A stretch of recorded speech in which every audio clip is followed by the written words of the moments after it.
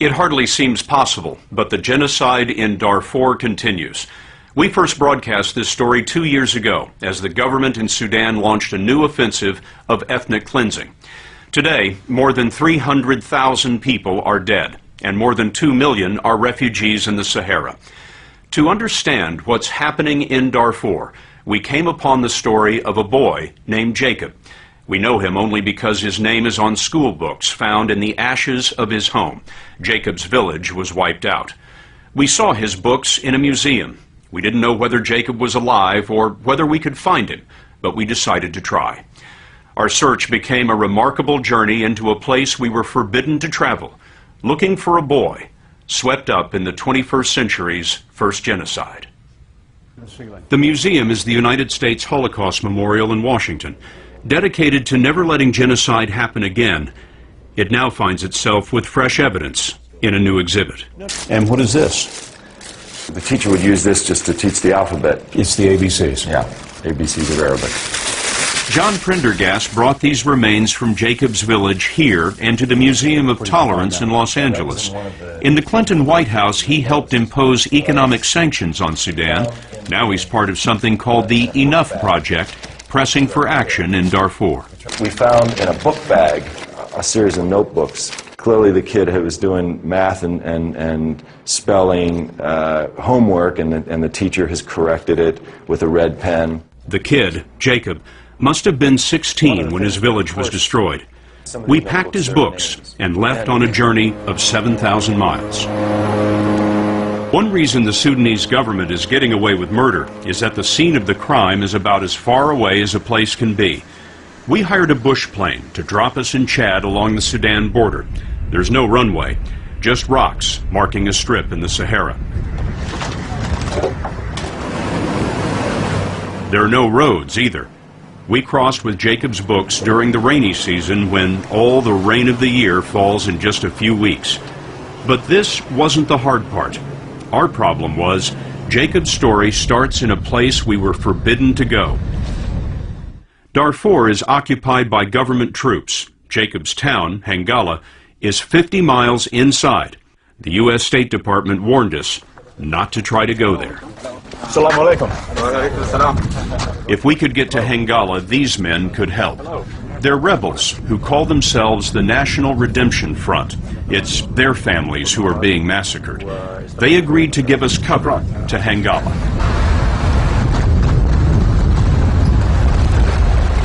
That's it. That's the border. We've just crossed from Chad, heading into Sudan and into Darfur. We asked the Sudanese government for permission to come into Darfur, but we didn't get it. No surprise. The Sudanese have been trying to keep reporters and other observers out of this area. They've intensified that effort lately. In just the last few weeks, 2 journalists have been captured making this run. You can look at it this way. Back in 1944, the Germans didn't want anybody coming in and seeing their death camps, and today in Sudan, the government doesn't want anybody coming in and seeing what amount to death villages. It's a 5-hour trip, but in the rainy season, the gun trucks sank to their axles. We dug them out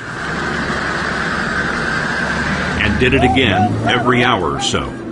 In time, we picked up speed, and it was a good thing. 5 hours turned to 12. By the time we reached Hangala, there were just 45 minutes of daylight left. The rebels put scouts on the high ground and surrounded the village.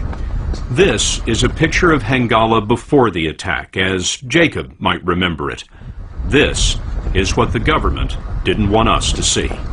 How many people were living here at the time it was attacked? 500 people. 500, and there are houses all around us, far as the eye can see, and they're all destroyed, every single one of them. Why burn each and every house down? Yeah, it's a message, you know. It's a message to non-Arab people in Darfur. We do not want you in Darfur.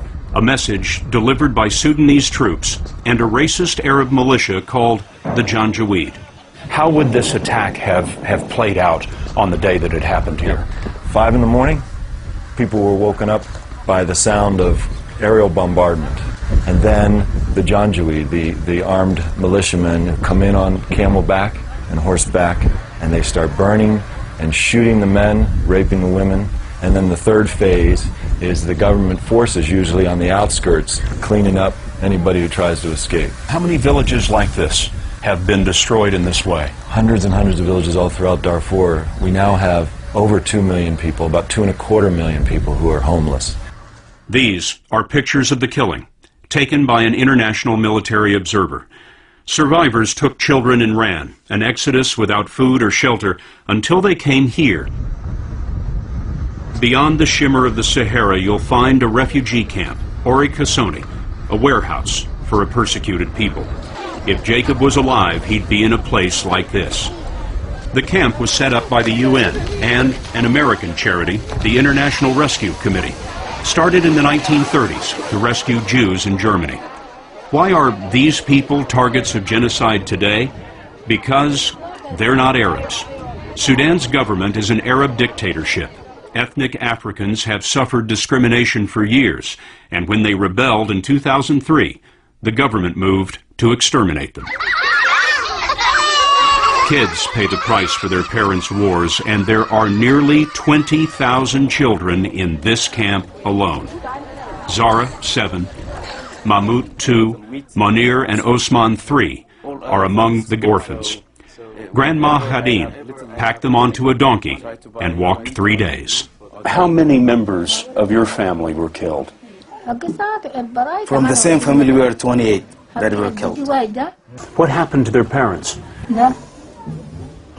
His mother died. The bomb that was dropped from the plane cut her to pieces, and she died instantly. But the father was killed by the Janjaweed. This child is still a mystery. There were more children in the clinic. Ashish Brahma is the camp doctor, one doctor for 25,000 people. We have very simple drugs here, but I'm doing funky medicine or voodoo medicine or bush medicine. I'm doing what we can here with the medicine we have without equipment. We met a starving child, framed like a picture against that vibrant culture that used to be, with little certainty of a future.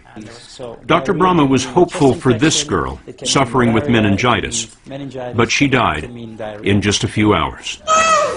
What is it that you think people don't understand about what's going on here now? If I'm really honest, Please. this is bad.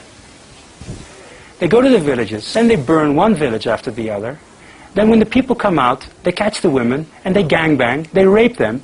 Not one guy, no, 10, 15. And then they carve up the men and throw them in the drinking water, so to make sure that this place will never, ever be used again. And you're telling me that the people in America don't know this or don't want to know this? Maybe it's too much to know. But that's what's happening right now. And it's happening all over again. I'm sorry to say, I'm going to sit here with you in 2 years' time. I'm going to tell you the same sad story. People will say, "Habe es nicht gewusst," which is German for, I didn't know. The man who doesn't want you to know is Sudan's dictator, Omar al-Bashir. He's signed a U.S.-brokered peace agreement, but it never took hold. Al-Bashir launched a new offensive and then came to the UN to hear President Bush say this to his face. To the people of Darfur, you have suffered unspeakable violence, and my nation has called these atrocities what they are: genocide. Sudan's UN representative up on the right looked amused. Al-Bashir on the left threatened war against UN peacekeepers. Why do these guys mock the U.S. in public? Well, it turns out our government's relationship with Sudan is complicated. In the 1990s, al-Bashir hosted Osama bin Laden for 5 years, so he has information on al-Qaeda. It's been a very good deal for the government of Sudan to give little tidbits of information about suspects around the world in order to blunt the United States' outrage over what's happening in Darfur. The U.S. sent a private jet to bring Sudan's intelligence chief to CIA headquarters. This is the same guy who was the architect of the counterinsurgency strategy in Darfur. What kind of signal does that send to the government of Sudan? Look, this is a hard thing to swallow, because what you're saying is the United States is in bed with the government in Khartoum on counterterrorism issues, and therefore we're looking the other way on a genocide. I mean, that's tough. Yeah, I think it's really a heinous arrangement, and one that history will judge very harshly. To be fair, 2 administration officials told us that the intelligence gained has been substantial, and at the same time the White House has been pressing hard for peacekeepers. One official said, "We expect al-Bashir to do both." The Bush administration was first to call the killing genocide, and it's keeping refugees alive with $500 million of relief a year. Our journey to find Jacob brought us to the Orokesoni camp because UN records showed that someone by the same name applied for a ration card here years ago. The people of Hengala were now in a place called Zone C. So, nearly 3 years after they were left in the ruins, we brought the books to Hengala's teachers. So, does he recognize this name? No. I was his teacher. I taught him. You were his teacher. He's one of the best students. Can you take us to see him? Yes, it is possible. Let's see him.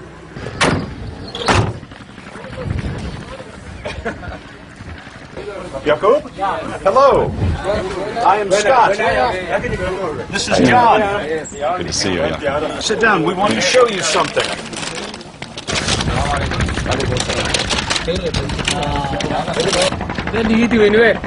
He says, where do you find these things? In Hengala. Hengala.